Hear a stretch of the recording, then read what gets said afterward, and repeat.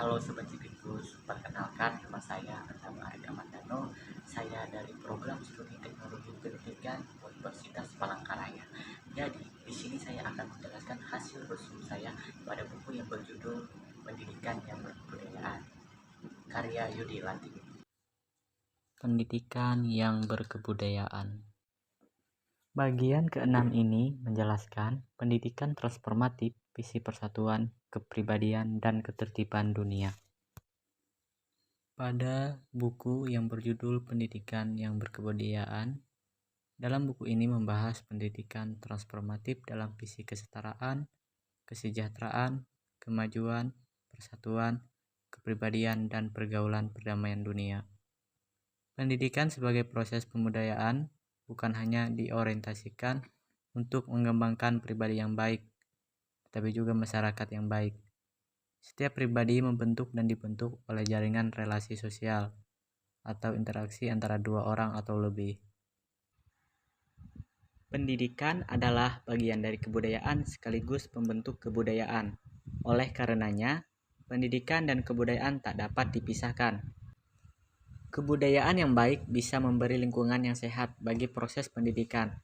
Sebaliknya, pendidikan yang baik bisa meningkatkan mutu kebudayaan. Artinya bahwa pendidikan juga salah satu bagian dari sebuah kebudayaan. Karena seperti yang kita ketahui, bahwa kebudayaan itu memiliki keterkaitan dengan pendidikan yang sangat erat dan tidak dapat dipisahkan. Kebudayaan yang baik dapat memberi lingkungan yang sehat bagi proses pendidikan. Begitu pula jika ada pendidikan yang baik akan mempengaruhi kualitas kebudayaan. Berkaitan dengan hal tersebut, kita dapat melihat salah satu contohnya yaitu anak-anak bermain. Tradisi-tradisi, adat istiadat yang mengundang kebudayaan ini tidak hanya dalam permainan saja, namun memberikan dampak yang baik bagi anak-anak di mana mereka dapat menghargai antara satu dengan yang lain dan dapat belajar bersama-sama secara tidak langsung. Hal ini memberikan suatu pendidikan yang berasal dari kebudayaan yang sangat berguna di mana mereka dapat berinteraksi dan bekerja sama dengan teman-temannya yang lain. Cita-cita kesejahteraan menuntut kemajuan di berbagai bidang dengan kemajuan pendidikan serta ilmu pengetahuan dan teknologi sebagai lokomotifnya. Dalam usaha memperjuangkan kemajuan, Ki Hajar Dewantara menyatakan bahwa pendidikan berarti memelihara hidup, tumbuh ke arah kemajuan, tidak boleh melanjutkan keadaan kemarin menurut alam kemarin. Pendidikan adalah usaha kebudayaan berasas keadaban, yakni memajukan hidup agar mempertinggi derajat kemanusiaan. Dalam kelanjutan ke arah kemajuan, kita harus mempertahankan warisan baik dari masa lalu seraya mengambil unsur-unsur baru yang bisa meningkatkan mutu yang sudah ada. Nah, pada bagian ini telah diuraikan tantangan dan agenda pendidikan transformatif yang berkaitan dengan visi persatuan, kepribadian, dan pergaulan dunia dalam kerangka pendidikan budi pekerti. Bahwa pendidikan bukan hanya membekali peserta didik dengan pengetahuan dan keterampilan praktis, melainkan juga dengan nilai dan keyakinan sebagai modal sosial dan modal moral dalam menyiapkan mereka menjadi warga negara dan warga dunia yang baik. Oke, baik, kita lanjut bagian ketujuh, visi pendidikan era baru. Baik, poin yang pertama yaitu perkembangan teknologi dan adaptasi pendidikan. Pertama-tama harus diinsapi bahwa dengan kerapatan dan intensitas disrupsi, dunia pendidikan tidak bisa dikembangkan sebagai pabrik tenaga siap pakai.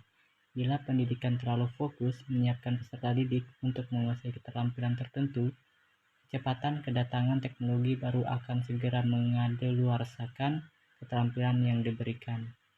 Dengan kata lain, daya sintas dunia pendidikan tidak bisa mengandalkan pendekatan berbasis tantangan dan ancaman, melainkan harus dikembangkan berbasis penguatan kapabilitas. Poin yang kedua membahas menumbuhkan mental kreatif. Dalam menumbuhkan manusia pembelajar yang kreatif, tugas dunia pendidikan adalah menumbuhkan mental kreatif. Nah, ada 5 karakteristik mentalitas yang perlu dibudidayakan peserta didik. 1. Jiwa sungguh mencintai atau passion terhadap apa yang dirasa sebagai bakat, minat, pilihan, dan impian seseorang. Kuncinya adalah mengupayakan ketersingkapan potensi diri dengan mengalami secara langsung aktivitas pengembaraan, ragum kegiatan, dan percobaan.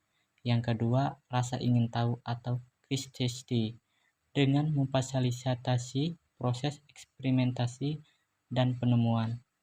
Peserta didik perlu diberikan keterampilan untuk belajar mengajukan pertanyaan, hipotesis, mendesain eksperimentasi, mengumpulkan data, dan merumuskan kesimpulan.